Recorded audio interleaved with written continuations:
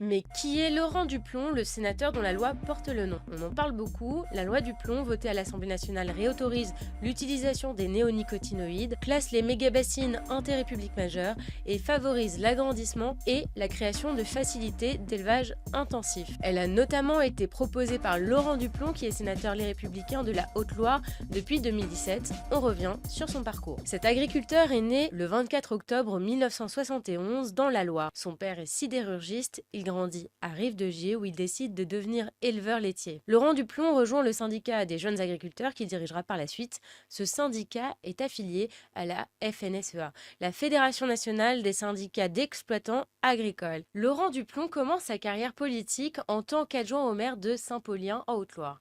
Puis, il est élu maire en 2010. Après une première tentative en 2019, Laurent Duplon a adressé un rapport de plus de 200 pages en 2022 à l'Assemblée nationale pour alerter sur la perte de vitesse de l'agriculture française. Il est d'abord ignoré des macronistes jusqu'à la nomination de la ministre de l'Agriculture, Annie Genevard, qui appartient elle aussi aux Républicains.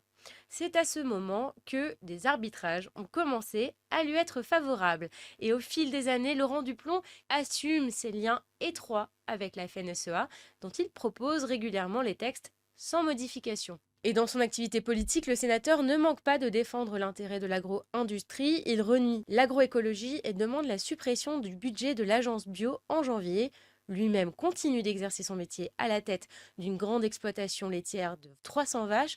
Il estime que les agriculteurs industriels rencontrent trop de contraintes et craint un manque de compétitivité à l'échelle européenne. Libérez les paysans de toutes ces contraintes et laissez-les travailler. Ils ne vous demandent pas de travailler moins, mais au contraire de pouvoir, sans entrave, continuer de travailler plus.